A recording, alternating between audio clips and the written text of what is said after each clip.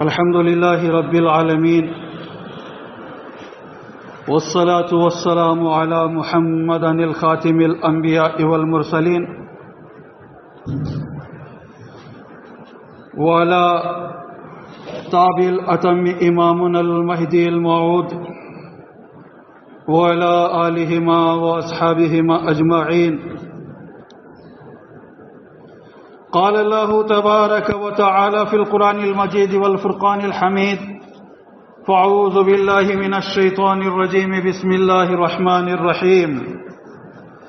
يا أيها الذين آمنوا ادخلوا في السلم كافة ولا تتبعوا خطوات الشيطان إنه لكم عدو مبين. صدق الله العلي العظيم. قال النبي صلى الله عليه وسلم: لا عدوى ولا طيرة ولا السفر في الإسلام، أو كما قال عليه الصلاة والسلام.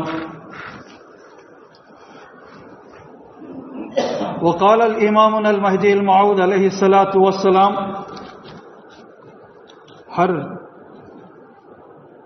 ہر چه خواهی از خدا خواه، نان خواهی از خدا خواه، حیزم خواهی از خدا خواه، خدا خواهی از خدا کا. آمنا و صدقنا. محترم حاضرین نماز جمعہ، بزرگوں، دوستوں، عزیزوں، نوجوانوں، جیسا کہ ہم سب اس بات سے بخوبی واقف ہیں کہ یہ مہینہ سفر کا مہینہ ہے، اور سفر کے مہینے کو سفر المظفر کہا جاتا ہے. سفر المظفر کامیابیوں والا سفر، یعنی ماہ ہے سفر. اس لیے کہ آگے چل کر بات پتہ چلے گی آپ کو کہ مسلمانوں کو جتنی جنگیں ہوئے ہیں اسی مہینے میں بہت ساری جنگیں جو ہوئی اس میں کامیابی ملی. تو اس لحاظ سے اس مہینے کا نام سفر ہے، اور سفر کو مظفر لگا کر سفر المظفر کہا جاتا ہے.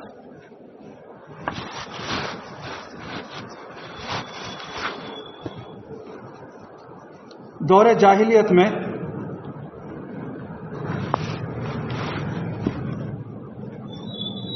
بہت سارے اوہام و خرافات و توہم پرستی ہوا کرتی تھی. وہ ساری چیزوں کو ختم کر کے خاتم النبیین محمد الرسول اللہ محمد مصطفیٰ صلی اللہ علیہ وسلم نے اللہ کی طرف سے پاکیزہ ترین دین اور مذہب لایا اور ہم تک پہنچایا. اس سلسلے میں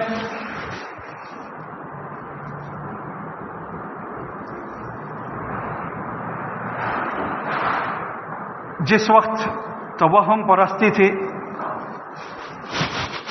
اور اوہام و خرافات کا شکار ہوتے تھے لوگ، طرح طرح کے رسم و رواج تھے، اور جہالت اتنی عام تھی کہ سچ کیا ہے، جھوٹ کیا ہے، حق کیا ہے، باطل کیا ہے، صحیح کیا ہے، غلط کیا ہے، کچھ سمجھ میں نہیں آتا تھا. اور ویسے بتوں کو کعبے میں رکھ کر پوجا کیا جاتا تھا، لیکن ساتھ ساتھ اللہ کے لیے طواف کعبہ بھی کیا جاتا تھا. کعبے کا بھی طواف اور بتوں کی پوجا بھی. اور اس طرح سے بہت ساری جہالتیں تھیں جسے دین اسلام یکسر پوری طرح سے ختم کر کے سلامتی والا دین مذہب ہم کو دین اسلام ملا، اللہ تعالیٰ نے عطا کیا، اس پر ہم جتنا بھی شکر ادا کریں وہ کم ہے۔ اسلام سلامتی سے ہے، اسلام میں جو داخل ہوتا ہے گویا وہ سلامتی میں داخل ہو جاتا ہے۔ چنانچہ اللہ تعالیٰ خود قرآن کریم میں ارشاد فرماتا ہے، جیسا کہ میں اپنی گفتگو کی ابتدا میں قرآن کریم کی آیت کریمہ تلاوت کرنے کی سعادت حاصل کی،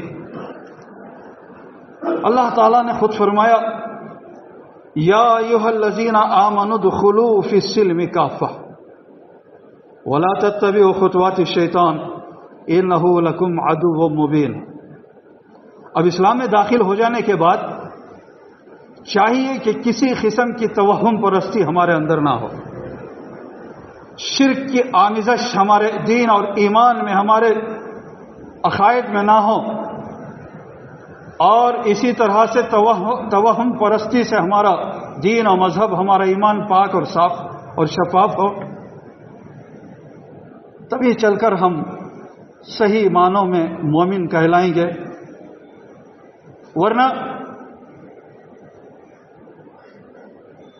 ہم اپنے آپ کو مسلمان بھی کہلاتے ہیں لیکن ساتھ میں توہم پرستی کا بھی شکار ہیں، جہالت والے دور کے اس جیسے رسم و رواج اور شرک اور بدعت میں مبتلا ہیں، اور ہم یہ خوش فہمی میں لگے ہوئے ہیں کہ ہم کامیاب بندے ہیں اور بڑے ہم ایمان والے ہیں۔ یہ غلط بات ہے۔ پوری طرح سے ہم اپنے ایمان کو خالص رکھنے کی ضرورت ہے، اس لیے کہ خود اللہ تعالیٰ نے فرمایا ان الشرک لظلم عظیم، کہ بے شک شرک بہت بڑا گناہ ہے۔ اللہ نے فرمایا ان اللہ لا یغفر ان یشرک بہ ویغفر ما دون ذلک لمن یشاء، اور فرماتا ہے اللہ تعالیٰ کہ بے شک اللہ تعالیٰ شرک کو کبھی بھی معاف نہیں کرتا، وَيَغْفِرُ مَا دُونَ ذَلِكَ لِمَن يَشَاءُ، شرک کے علاوہ جتنے جو بھی گناہ ہیں اگر اللہ تعالیٰ چاہتا ہے تو ان سارے گناہوں کو معاف کر دیتا ہے، لیکن شرک بہت بڑا گناہ ہے، اسے اللہ تعالیٰ معاف نہیں کرتے۔ اسی لیے اللہ تعالیٰ نے صاف و صریح طور پر ارشاد فرمایا الذین آمنوا ولم یلبسوا ایمانہم بظلم اولئک لہم الامن وہم مہتدون، یعنی فرمایا کہ وہ لوگ جو کہ ایمان لائے، الذین آمنوا ولم یلبسوا ایمانہم، اور ان کے ایمان کو ظلم کے ساتھ ملاوٹ نہیں کیا، الذین آمنوا ولم یلبسوا ایمانہم بظلم، ظلم کا مطلب یہاں پر کسی قسم کی برائی کے ساتھ اور خصوصاً شرک کے ساتھ اپنے ایمان کو نہیں ملایا، خالص رکھا، بے آمیز رکھا، تو لہم الامن وہم مہتدون۔ فرمایا اللہ تعالیٰ نے کہ ان کے لیے ہی لہم الامن، امن و امان ہے دنیا کی بھی اور آخرت کی بھی، اور وہ مہتدون، اور ایسے ہی لوگ حقیقت میں ہدایت یافتہ ہیں۔ ہدایت یافتہ ہونے کے لیے ہمیں چاہیے کہ ہم اپنے ایمان کو خصوصاً شرک سے پاک رکھیں، اور خصوصاً مہدوی شرک سے پوری طرح سے اپنے آپ کو پاک رکھنا اس کی ذمہ داری ہے۔ اس لیے کہ حضرت امامنا مہدی موعود علیہ الصلوۃ والسلام اللہ کے اور بندوں کے درمیان جو چیزیں حائل تھیں ان ساری چیزوں کو ہٹا کر بندوں کو اللہ سے ملانے کے لیے دنیا میں تشریف لائے۔ اب اس کے سوا جیسا کہ ابھی میں نے عرض کیا کہ حضرت امامنا مہدی موعود علیہ السلام نے فرمایا کہ کوئی بھی چیز اگر طلب کرنا چاہتے ہو، تمہیں کوئی چیز کی ضرورت ہے زم خواہی از خدا کا، لکڑی چاہو تو اللہ سے طلب کرو، نمک خواہی از خدا کا، نمک کی ضرورت ہے تو وہ بھی اللہ سے مانگو، اللہ کو بھی اللہ سے مانگو، اور بہتر یہ ہے کہ کچھ بھی نہ مانگو، یعنی کہ توکل، بھروسہ اللہ پر کرو کہ اللہ کے علم ہے کہ تمہیں کیا چاہیے، وہ سب کچھ اللہ تعالیٰ عطا فرمائے گا۔ توکل سے متعلق آگے چل کر کچھ اور باتیں عرض کروں۔ میں عرض کر رہا تھا کہ جب ہم مومن ہیں، مسلمان ہیں، تو ہمارے ایمان کو پوری طرح سے پاک و صاف رکھنا ہے، اور اللہ تعالی فرما رہا ہے ایمان والوں سے مخاطب ہو کر، یا ایھا الذین آمنوا ادخلوا فی السلم کافہ۔ اب یہاں پر بڑے سوچنے کی بات ہے کہ پکارا مومنوں کو، کافروں کو نہیں پکارا، مشرکین کو نہیں پکارا، بلکہ مومنین کو پکار کر فرمایا یا ایھا الذین آمنوا، اے ایمان والو، آمنوا ادخلوا فی السلم کافہ، پوری کے پوری طرح سے اسلام میں داخل ہو جاؤ۔ اب کیا مطلب ہے پورے کے پورے داخل ہو جاؤ؟ پکارا ہے مومنوں کو اور پورے کے پورے اسلام میں داخل ہو جاؤ، کیا مطلب ہے؟ مطلب یہ کہ آگے چل کر اللہ تعالیٰ اسی آیت کریمہ میں ارشاد فرما رہا ہے کہ وَلَا تَتَّبِعُوا خُطُوَاتِ الشَّيْطَانِ إِنَّهُ لَكُمْ عَدُوٌّ مُّبِينٌ۔ سب سے پہلے انسان کو گمراہ کرنے کے لیے سب سے پہلے شرک کی طرف شیطان لے جائے گا، اللہ سے ہماری نسبت کو، ہمارے تعلق کو ہٹائے گا، ہمارے خیالات کو، ہمارے عقیدے کو ادھر سے ہٹائے گا، کمزور کرے گا، اور شرک کی طرف لے جائے گا، غیر اللہ کی طرف جھکائے گا۔ تو اس لیے اللہ تعالیٰ نے فرمایا وَلَا تَتَّبِعُوا خُطُوَاتِ الشَّيْطَانِ إِنَّهُ لَكُمْ عَدُوٌّ مُّبِينٌ۔ واضح فرما دیا کہ شیطان کے نقش ختم پر نہ چلو، کیوں؟ اس لیے کہ إِنَّهُ لَكُمْ عَدُوٌّ مُّبِينٌ، اس لیے کہ وہ تمہارا کھلا دشمن ہے۔ ظاہر سی بات ہے کہ روز اول سے حضرت انسان کا کھلا دشمن حضرت شیطان ہے، اور یہ شیطان ہر طرح سے بھٹکاتا بہکاتا ہے۔ شیطان کہا جاتا ہے کہ ہمارے جسم میں خون کے ساتھ دوڑتا ہے، ہر طرح سے ورغلاتا ہے، بہکاتا ہے، بھٹکاتا ہے۔ آدم علیہ نبینا علیہ الصلوۃ والسلام اور حوا علیہ السلام، بڑا لمبا چوڑا واقعہ، مختصر یہ کہ وہاں پر بھی کچھ اس قسم سے تذبذب پیدا کرایا اور ایک طرح سے بھول کا شکار بنایا، شجر ممنوعہ تک لے جایا گیا، شیطان نے ورغلایا، وہاں تک پہنچایا، اور آگے ساری چیزیں آپ کو پتہ ہے۔ کہنے کا مقصد یہ ہے کہ روز اول سے حضرت انسان کا کھلا اور سب سے بڑا دشمن شیطان ہے، اور اس سلسلے میں غور کریں تو یہ شیطان کے بھٹکانے کی وجہ سے جو ہمارا نفس گندا اور پلید ہو جاتا ہے، اس کے بعد شیطان کا کام نہیں رہتا، ہمارا نفس ہی ہم کو ایسے اکساتا ہے۔ کسی نے حضرت امامنا مہدی موعود علیہ الصلوۃ والسلام سے پوچھا، بلکہ یزید پر لعنت بھیجتے ہوئے کچھ صحابہ بیٹھے ہوئے تھے، حضرت امامنا مہدی موعود علیہ الصلوۃ والسلام نے جب دیکھا کہ یزید پر لعنت بھیج رہے ہیں، تو حضرت امامنا مہدی موعود علیہ الصلوۃ والسلام نے فرمایا کہ بھائیو لوگو، اللہ کے ذکر میں مشغول ہو جاؤ، اللہ کا ذکر کرو، یزید پر لعنت بھیج کر اپنے وقت کو برباد کیوں کرتے ہو؟ یہ یزید، اور فرمایا کہ اپنے نفس پر لعنت بھیجو، اپنے نفس کی اصلاح کرو، اللہ کا ذکر کرو۔ یہ نفس ہی تو ہے جو یزید کو یزیدیت تک لے گیا۔ اس کی وجہ سے پہلے اپنے نفس پر لعنت بھیجو، اپنے نفس کو قابو میں رکھو۔ چنانچہ خود اللہ تعالیٰ نے فرمایا قد افلح من تزکا، جس نے اپنے نفس کا تزکیہ کیا، اپنے نفس کو پاک کیا، کنٹرول میں رکھا، تو افلح، وہ کامیاب ہو گیا۔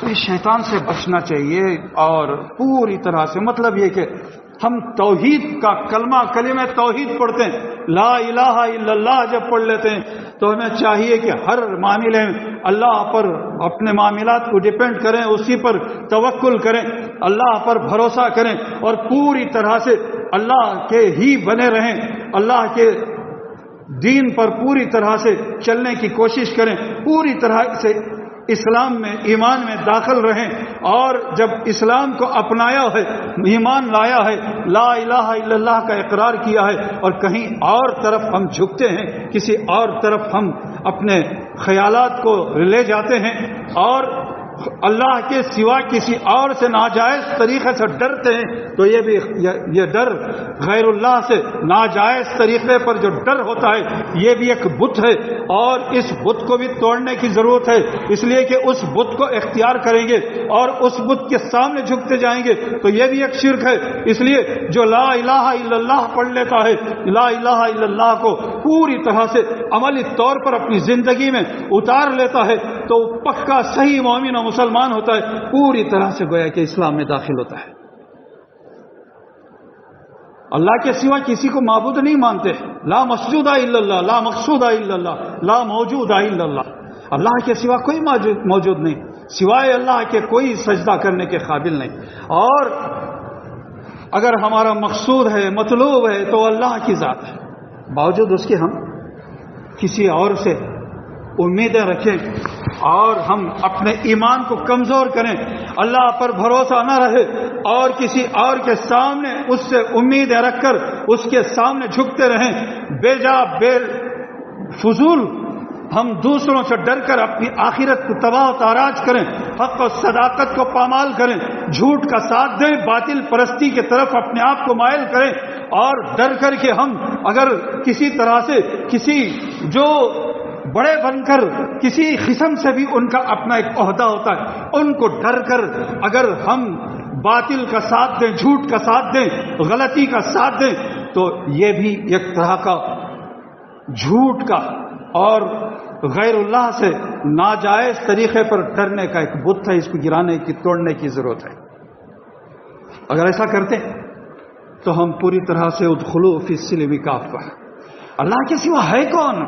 تعز من تشاء تذل من تشاء، ذلت اور عزت اللہ کے ہاتھ میں ہے، رزق اللہ دیتا ہے، عزت اللہ دیتا ہے، ذلت اللہ دیتا ہے، موت اللہ دیتا ہے، زندگی اللہ دیتا ہے، اور پھر کسی سے ڈرنا کیسے ہے، کسی سے کسی قسم کی امید لگانا کیسے ہے؟ یہ بڑی نادانی والی بلکہ کفر والی بات ہے اور شرک کی بات ہے، اسے اپنے آپ کو پاک کرنے کی ضرورت ہے۔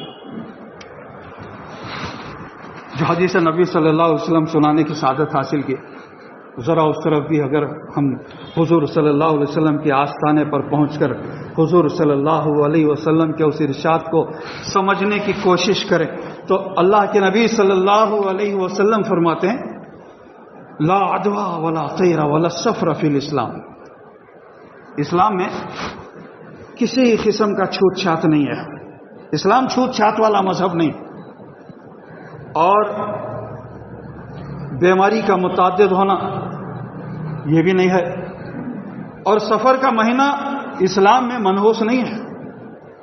اگر کوئی اس سفر کے مہینے کو منحوس سمجھتے ہیں تو گویا کہ وہ مشرکانہ حرکت کرتے ہیں، کیونکہ اللہ تعالیٰ سورہ رحمان میں فرماتا ہے کہ کل یوم ہوا فی شان، خود اللہ کی ذات ہر وقت اپڈیٹ ہے، آؤٹ آف ڈیٹ کی طرف کیوں جا رہے؟ پرانے فرسودہ خیالات میں کیوں گرفتار ہیں اور شرک و بدعت رسم و عادت میں کیوں پڑے ہوئے ہیں؟ یہ ساری باتیں اس میں آ جاتی ہیں۔ تو سفر جو ہے سفر المظفر اپنی تمام تر برکتوں اور رحمتوں کے ساتھ ہمارے سروں پہ سایہ فگن ہے۔ لوگ اسے سمجھتے ہیں کہ سفر کا مہینہ منحوس ہے، بالکل غلط بات ہے، بالکل بیکار اور عبث والی بات ہے۔ اس سے پہلے کہ آیت کریمہ کے اور حدیث کا پوری طرح سے آپ کے سامنے خلاصہ پیش کروں،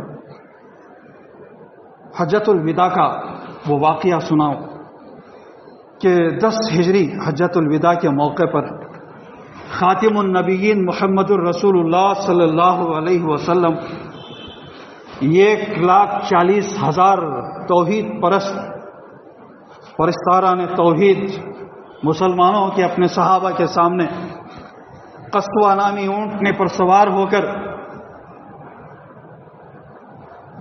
خطاب فرمایا، خطبہ ارشاد فرمایا، بلکہ اونٹنے پر سوار ہو کر اپنے پیروں کو اس طرح سے حرکت دی اور فرمایا کہ تمام جو دور جاہلیت کے رسم و رواج تھے، جتنی منحوس اور غلط باتیں تھیں، ان ساری باتوں کو اپنے قدموں تلے رونتا ہوں، اس طرح سے اپنے پیروں کو ہلا کر فرمایا۔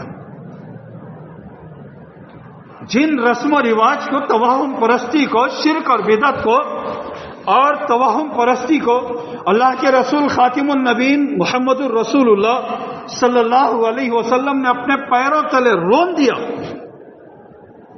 آج ہم اسے اپنے گلے میں ڈال کر بیٹھے ہوئے ہیں، اپنے آپ کو بڑا پکا مسلمان سمجھتے ہیں اور بڑے مہدوی سمجھتے ہیں۔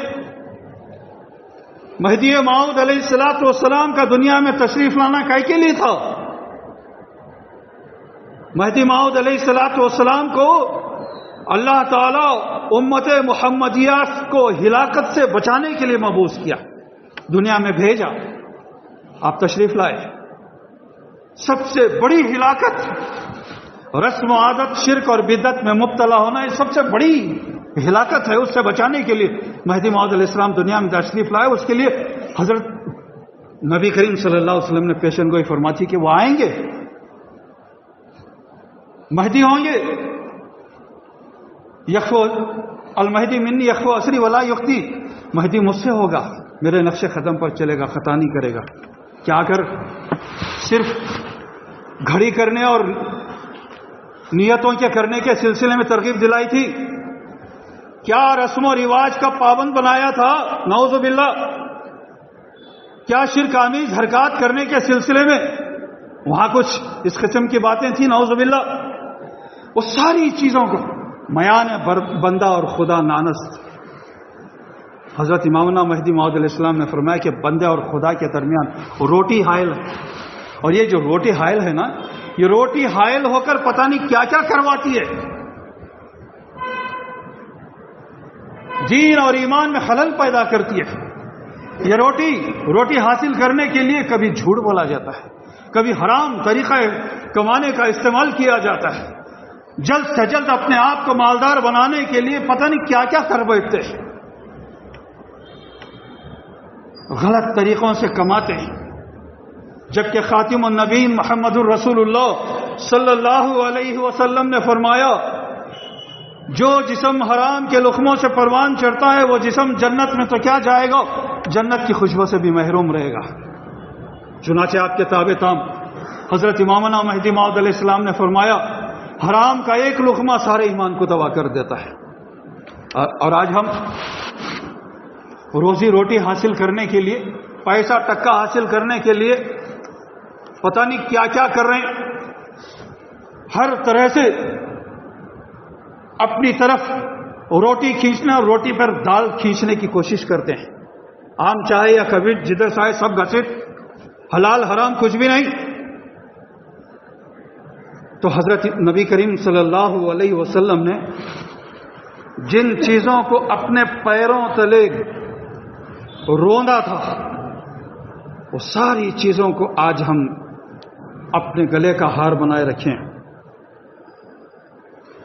تو اس کو چاہیے کہ اس قسم کی جو غلطیاں ہیں، شرک ہے، بدعت ہے، رسم عادت ہے، اسے ختم کیا جائے، اور پرانے فرسودہ ناپاک ایمان میں خلل ڈالنے والی باتیں، اس قسم کے عقائد اپنے قلب و ذہن سے، اپنے ایمان سے اسے نکالیں، ایمان کو اپنے مہدویہ صحیح عقائد کو پوری طرح سے صحیح بنائیں، خالص بنائیں، اور کسی قسم کی ملاوٹ نہ ہو، تو تبھی چل کر یہ ہمارا ایمان، ہم جو اسلام قبول کر کے ایمان میں داخل ہوئے اور امامنا مہدی موعود علیہ الصلوۃ والسلام کے مصدق ہونے کا دم و دعویٰ کرتے ہیں، یہ اسی وقت اس کے حقدار بنیں گے جب کہ ہم اپنے ایمان کو اور ہمارے مہدویہ صحیح عقائد کو خالص بنائیں گے۔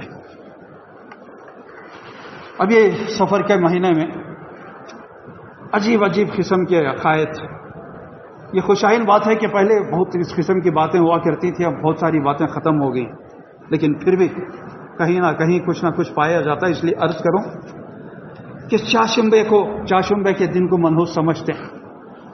کوئی کام اگر ہونا ہے، اگر مرشد کے پاس گئے اور پوچھا کہ فلاں چیز ہے ہم کرنا ہے، اگر مرشد بولے کہ ٹھیک ہے اس دن نہیں چاشمبے کر لو، بولتے نقوم یہاں چاشمبے کے دن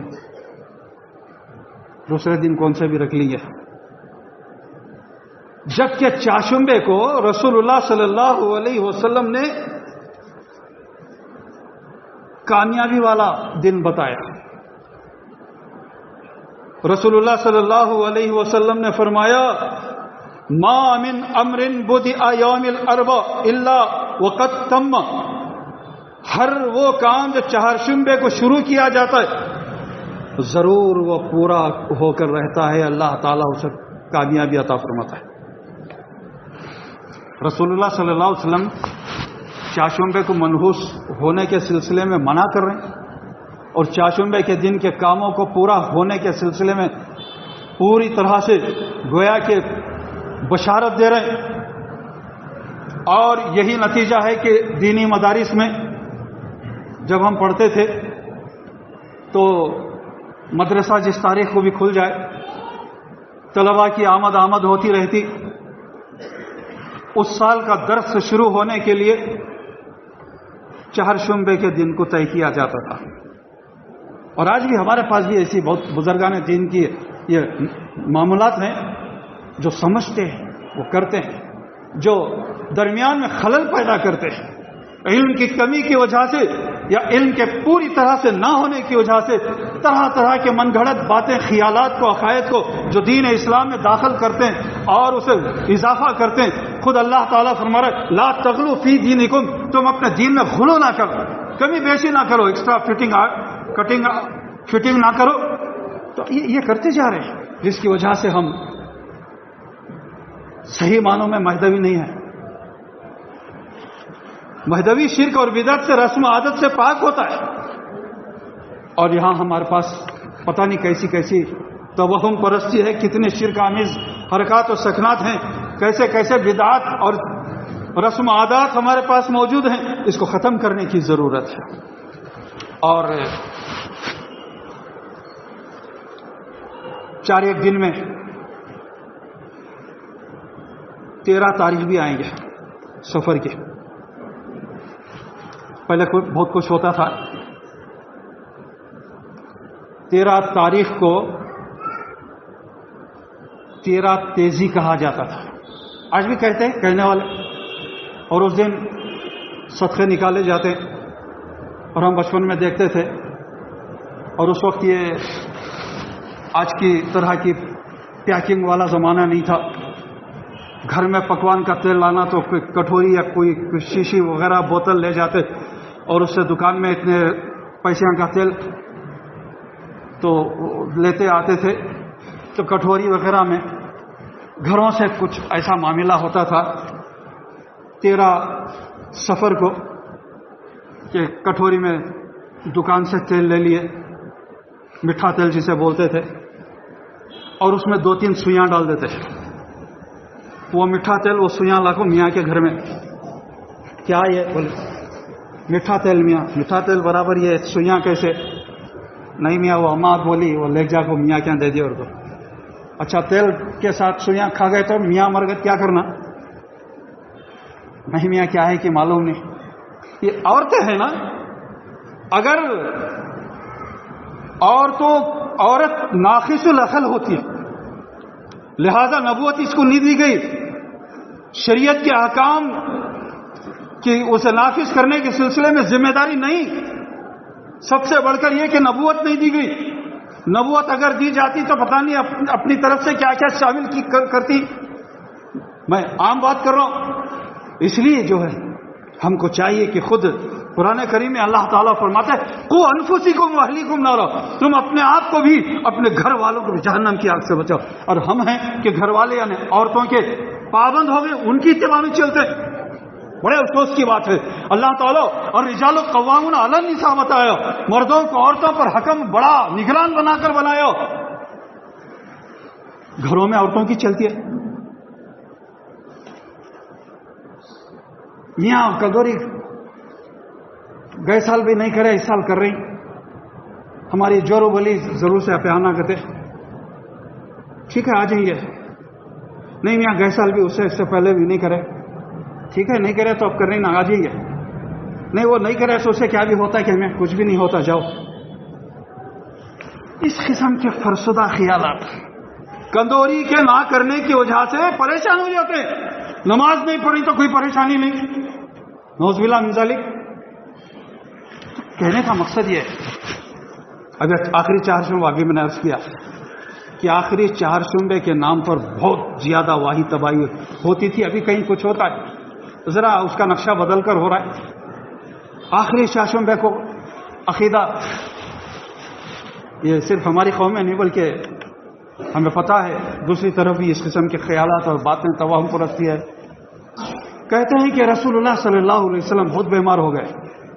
بیمار ہوئے، بشری تقاضا تھا. وہ بشر نہیں، نوری بشر تھے آپ، بشری تقاضے تھے.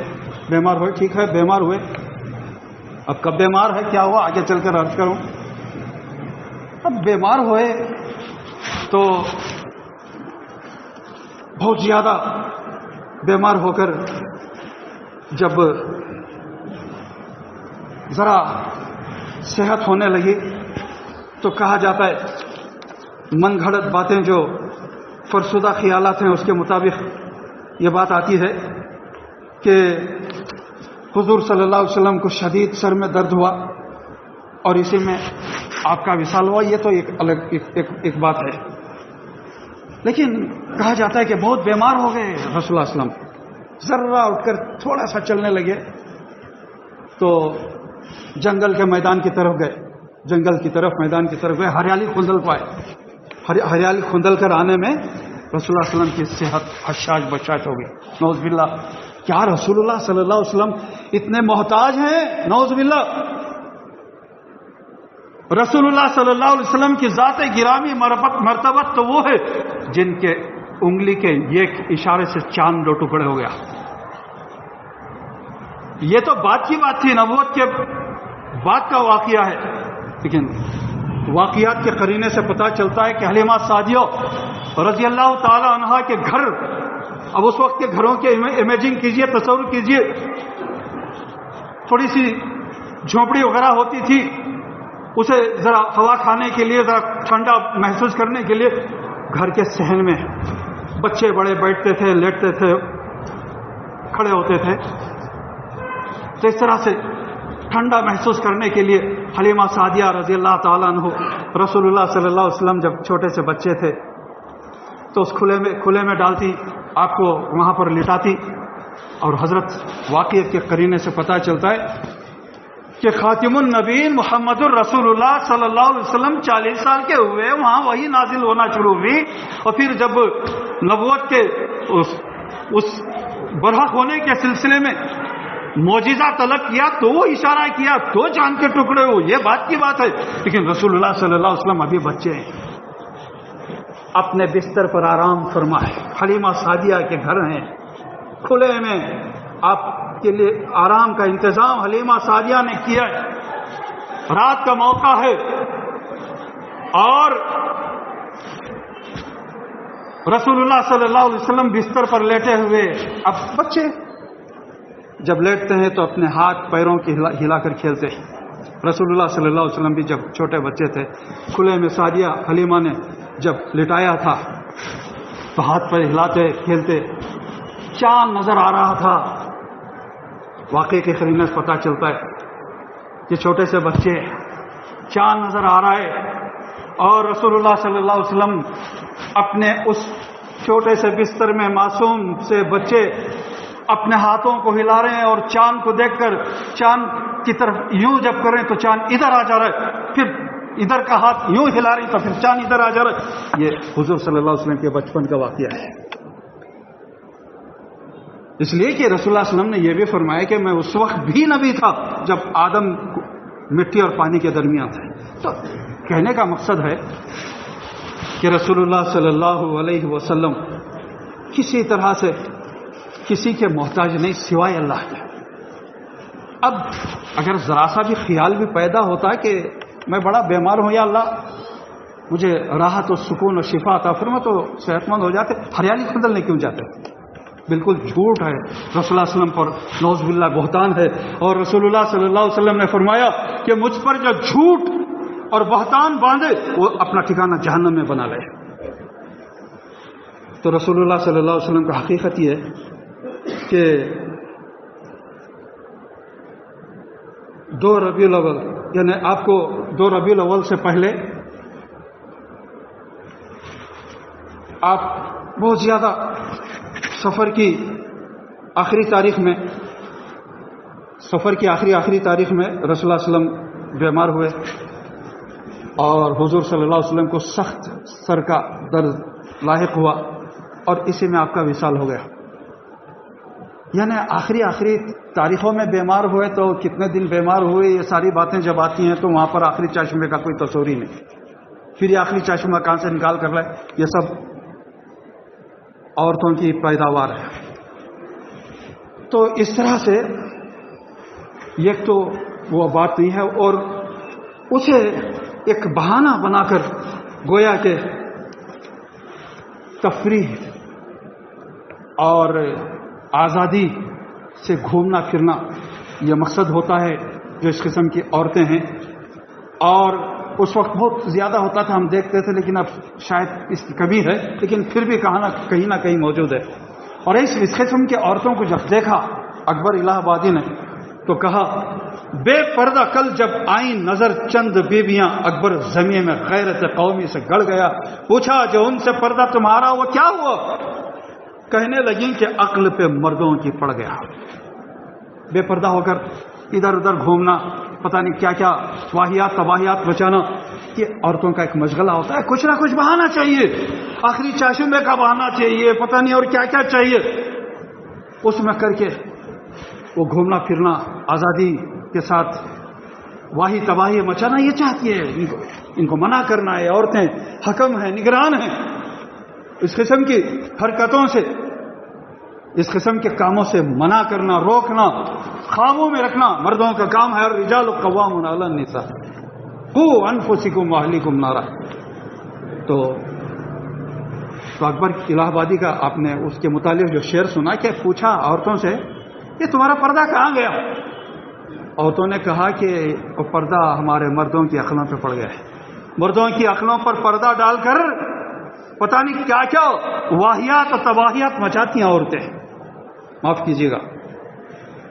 تو ہم کو چاہیے کہ ہم اپنے آپ کو بھی جہنم کی آگ سے بچائیں اور گھر والوں کو بھی جہنم کی آگ سے بچائیں، اس قسم کی واہیات اور تباہیات سے اپنے آپ کو پوری طرح سے بچائیں۔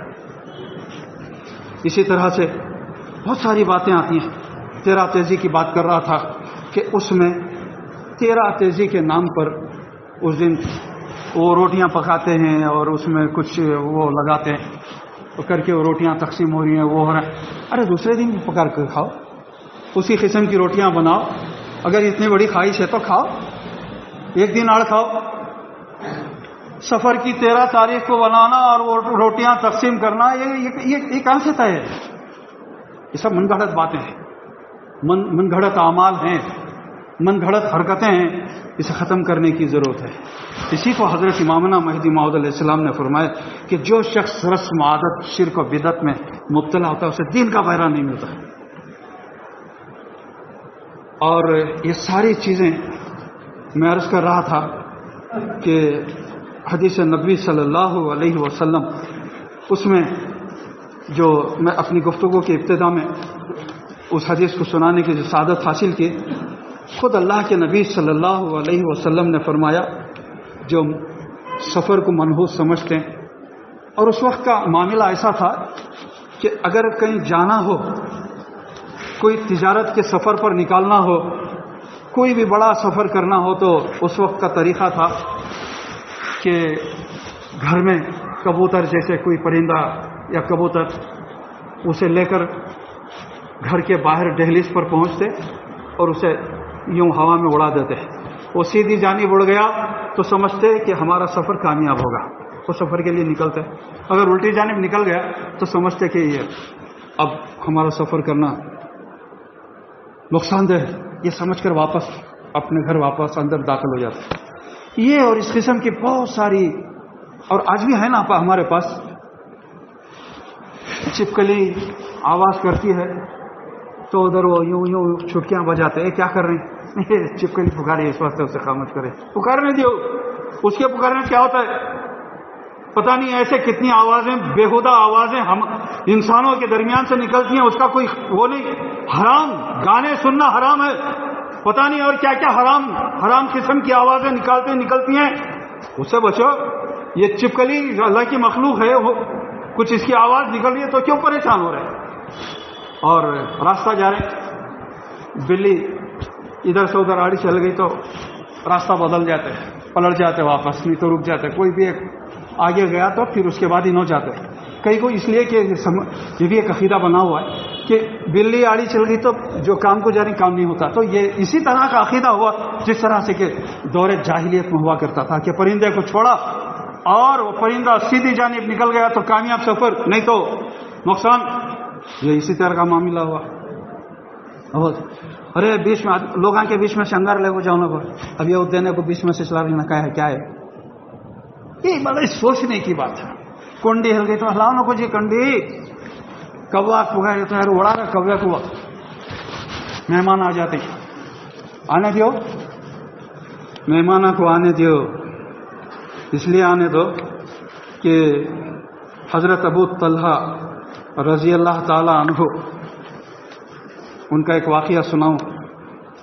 اور اس سے پہلے اس بات کو مکمل کروں کہ رسول اللہ صلی اللہ علیہ وسلم نے جب اس قسم کی باتوں کو دیکھا تھا کہ پرندوں کو چھوڑ رہے ہیں، پھر وہ اس طرح کا معاملہ ہے، اس سے فال نکالی جا رہی ہے، یہ ساری اس قسم کی جو بھی چیزیں تھیں، 10 ہجری کو حجۃ الوداع کے موقع پر قصوہ نامی اونٹنے پر کھڑے ہو کر تشریف فرما کر بیٹھے رہ کر اپنے پیروں کو ہلا کر فرمایا کہ دور جاہلیت کے سارے رسم و رواج کو میں اپنے قدموں تلے رونتا ہوں اور شراب کو حرام کرتا ہوں.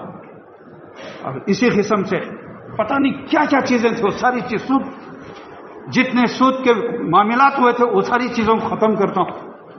تو رسول اللہ صلی اللہ علیہ وسلم نے اس وقت وہ کیا تھا اور ہم کیا کر رہے ہیں؟ ذرا سوچنے کی بات ہے. یہ ساری چیزوں کو ختم کرنے کی ضرورت ہے. میں عرض کر رہا تھا کہ ابتدا میں نے عرض کیا کہ کوئی بھی کام کرنا اللہ پر توکل، یہ اوہام و توہم پرستی، خرافات، یہ گمان وہ گمان، پتہ نہیں کیا کیا، اسے سب ختم کر کے الصحیح منی والاتمام من اللہ، کوشش کرنا میرا کام ہے، اسے وہ کام کو پورا کرنا اللہ کی ذمہ داری ہے. اور اللہ تعالیٰ نے وعدہ بھی کیا ہے جو کوشش کرتے ہیں وہ اللہ صلی انسان الا ما سعى، انسان جتنی کوشش کرتا ہے میں اسے اتنا عطا کرتا ہوں. تو انسان کوشش کیا. اب یہاں پر مومن نہیں، مسلمان نہیں، چاہے امریکہ کا انگریز ہو یا ہندوستان کا کافر ہو، اس نے کوشش کیا، چاند پہ چلا گیا. اگر مومن کی بات ہوتی تو مومن ہی جانا تھا، جو کوشش کیا وہ چلا گیا. اسی طرح اگر ہم نیکیوں میں کام کرتے ہیں، کوشش کرتے ہیں، آگے بڑھنے کی کوشش کرتے ہیں تو اللہ تعالیٰ ہمیں دین اور ایمان میں ترقی عطا فرماتا ہے. میں عرض کر رہا تھا کہ کوا پکاریا تو اڑا دو جی، مہمان آ جاتے ہیں، آنے دو.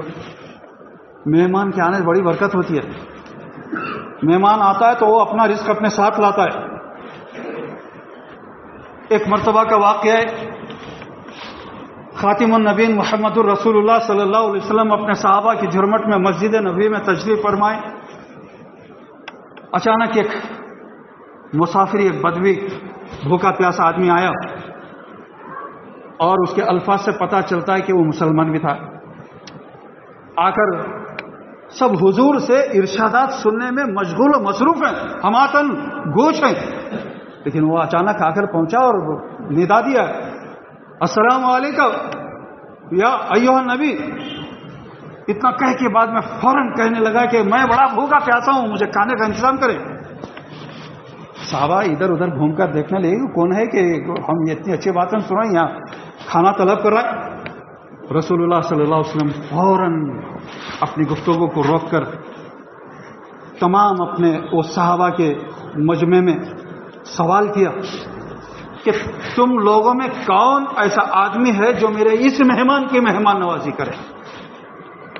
واقعی کے قرینے سے پتہ چلتا ہے کہ رات کا موقع تھا، مطلب یہ کہ عشاء کی نماز کے بعد حضور تشریف فرماتے اور احادیث ارشاد فرما رہے تھے۔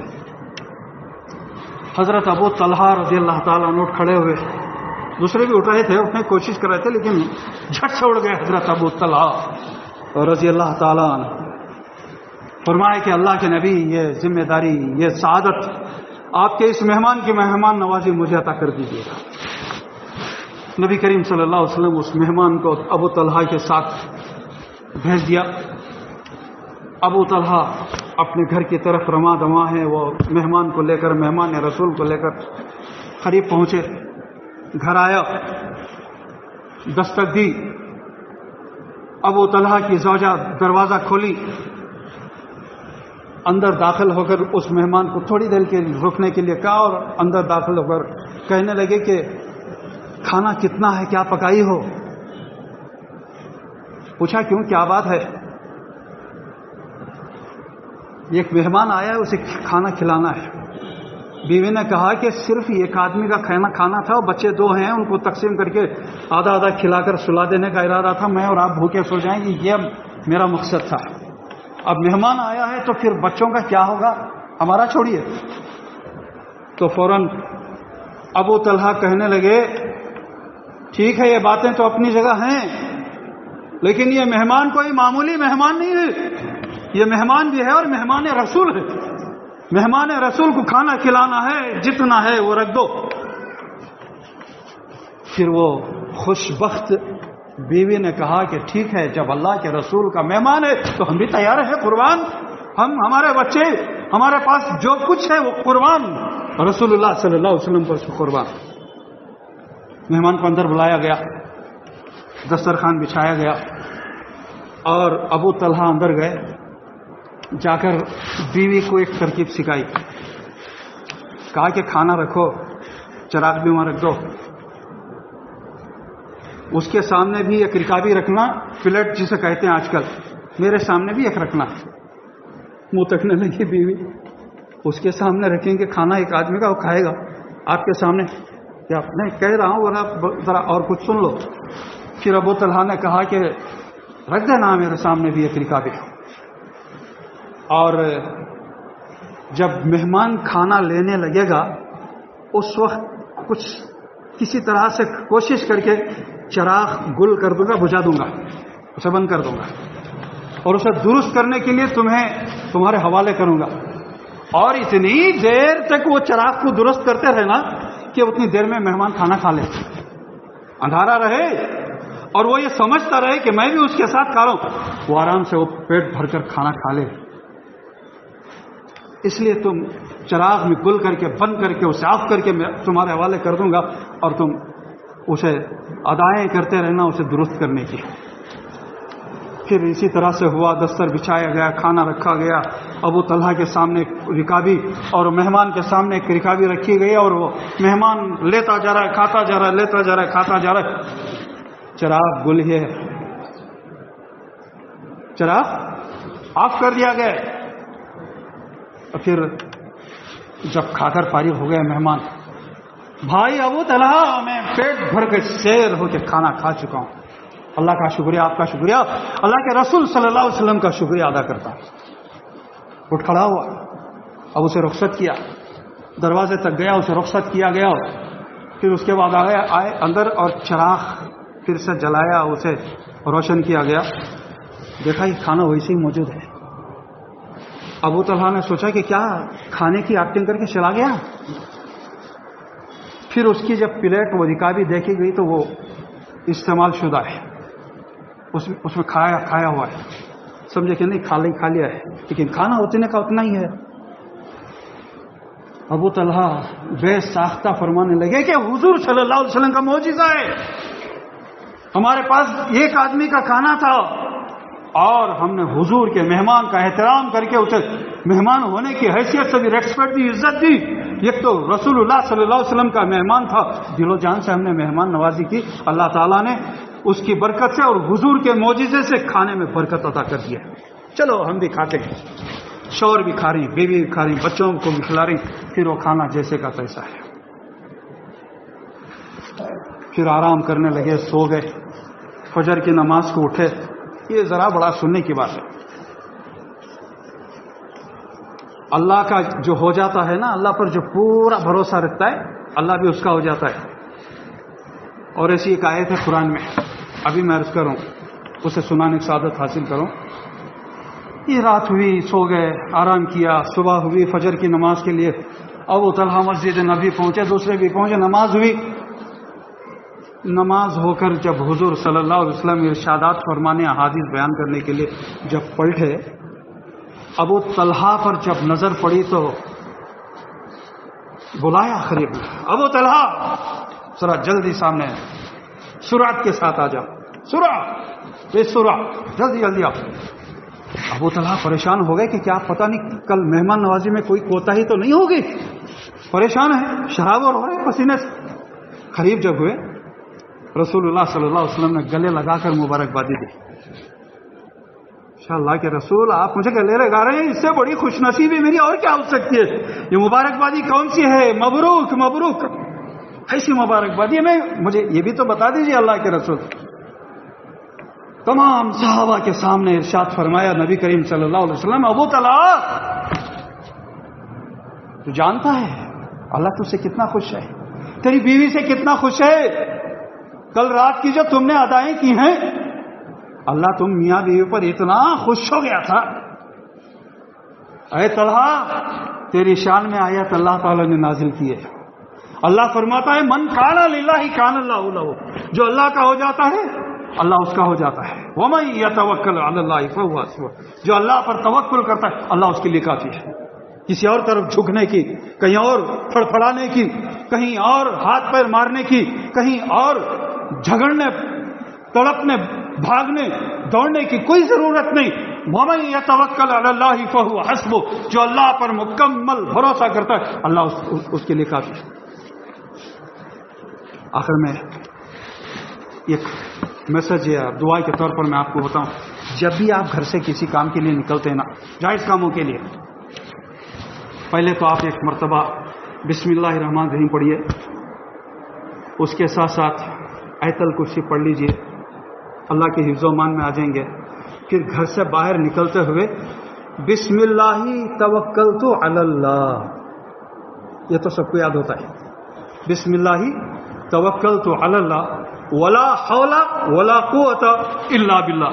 پھر آپ کے جائز کام اللہ کی طرف سے کامیاب ہوتے، اور لیکن بھروسہ اللہ پر ہونا چاہیے۔ جاروں کام ہوتا ہے کہ نہیں کہ ہوتا ہے کہ نہیں کہ یہ ہوتا ہے کہ نہیں کچھ، جاروں اللہ کے اوپر بھروسہ رکھو، میرے بازو میں بھی کوئی طاقت نہیں، اللہ چاہا تو مجھے کامیاب گھر کو لوٹائے گا، یہ سمجھ کر کام کیجئے، اللہ تعالیٰ کی مدد شامل حال رہے گی۔ یہ رسم و رواج، یہ فرسودہ خیالات، یہ شرک اور بدعت، یہ جہالت کے دور والے کام، یہ سب کو ختم کیجئے۔ یا ایھا الذین آمنوا ادخلوا فی السلم کافہ ولا تتبعوا خطوات الشیطان انہ لکم عدو مبین کے تحت اپنے آپ کو پوری طرح سے اسلام کے اصولوں پر ڈھالنے کی کوشش کیجئے، پوری طرح سے اپنے آپ کو اسلام میں داخل کیجئے، اسلام کو اپنی زندگی میں پوری طرح سے ڈالیے، اور اسلام کے ہر ایک حکم، ہر ایک بات پر، ہر ایک لفظ پر ایمان رکھتے ہوئے اس پر چلنے کی کوشش کیجئے، جسے کہا جاتا ہے ایاک نعبد و ایاک نستعین، اے اللہ ہم تیری عبادت کرتے ہیں اور تجھی سے مدد طلب کرتے ہیں، اہدنا الصراط المستقیم، اے اللہ ہم کو سیدھا سچا راستہ بتاؤ، اور وہ کون سا راستہ ہے؟ الذین انعمت علیہم، وہ لوگ وہ راستہ جن پر تو نے انعام و اکرام کیا ہو، کون سا راستہ ہے؟ اہدنا الصراط المستقیم صراط الذین انعمت علیہم، وہ راستہ جن پر کہ تیرا انعام و اکرام ہوا، صراط الذین انعمت علیہم غیر المغضوب علیہم ولا الضالین، اور ان لوگوں کے راستے پر نہ چلا جن پر تیرا قہر و غضب نازل ہوتا ہے، اور جو گمراہ ہو گئے، جو ضالین میں سے ہو گئے، یا اللہ ان کے راستے سے ہماری حفاظت فرما۔ تو اللہ تعالیٰ سے دعا کیجیے، میں بھی دعا کرتا ہوں کہ رجب کے مہینے کو منحوس کر سمجھنا پہلے تو یہ چھوڑ دیں، گھر میں بتائیں کہ میں آخر میں ایک سوال یہ بھی کرتا ہوں، ایک میسج کے طور پر یہ بھی کہنا چاہتا ہوں، کیا سفر کے مہینے میں یعنی چاشمبے کے دن یا 13 تاریخ کو سفر کی بچہ پیدا ہوا تو گردن مروڑ کر گھوڑ پر پھینک دیں گے؟ نہیں نا، منا پیدا ہوا ہے، گلے کو لگاتے، چومتے، چاٹتے، بانگ دلاتے، مٹھائی بانٹتے، سب کچھ ہوتا، اور ایک 10 لاکھ روپے آ گئے 13 تاریخ کو سفر کی، کیا کچرے میں پھینک دیں گے؟ نہیں پھینکیں گے نا۔ چاشمبے کے دن اگر پیسے آ گئے نہیں پھینکتے، تو پھر یہ دین کی باتوں میں کیوں اتنا ایزی لیتے ہیں؟ کیوں سمجھتے ہیں کہ چاشمبے کے دن کام کرے تو اور کسی کو پوچھا نسبت رکھ لیں گے چاشمبے کے دن، نکو میاں چاشمبے کو نکو نسبت ہے، کیوں کیا بات ہے؟ خالہ جان کہنے لگی چاشمبے کو نکو میاں ہو، چاشمبا کا تو چار وقت ہوتا کام، 4 نسبتہ ہونا، 4 شادی ہو جانا، ویسا ہو جائے گا بات کہیں بھی۔ ارے رسول اللہ صلی اللہ علیہ وسلم فرما رہے ہیں کہ جو کام چاشمبے کو شروع کیا جاتا ہے اس میں خیر ہے، اس کو اللہ پورا کرتا ہے۔ اللہ یہ فرما رہا ہے اور تمہیں چاشمبے کرے تو 4 بھی آ جاتی، یہ کون سی بات ہے بھائی؟ یہ اس قسم کے خیالات کو نکالنے کی ضرورت ہے۔ یہ شرک ہے، یہ بدعت ہے، یہ رسم ہے، یہ عادت ہے، یہ خرافات ہے، یہ توہم پرستی ہے۔ اللہ تعالی ہمارے ان سارے فرسودہ بیکار ابس خیالات کو ہمارے دلوں سے پاک فرمائے، اور یا اللہ ہمیں ہمارے دین اور ایمان کو خالص فرما۔ اے اللہ تصدیق مہدی جو ہم نے کیا ہے، حضرت امامنا مہدی علیہ السلام کی تمام تر وہ تعلیمات جو کہ قرآن و حدیث کے مطابق ہیں، ہمارے مہذبیہ جو صحیح عقائد ہیں، دین اور اسلام کی جو صحیح تعلیمات ہیں، اس پر چلنے کی اللہ ہمیں توفیق عطا فرما، ہمت عطا فرما، حوصلہ عطا فرما، اس پر مرتے دم تک ثابت قدمی سے جمے رہنے کی یا اللہ ہمیں توفیق اور ہمت عطا فرما۔ آمین۔ آخر دعوانا ان الحمد للہ رب العالمین۔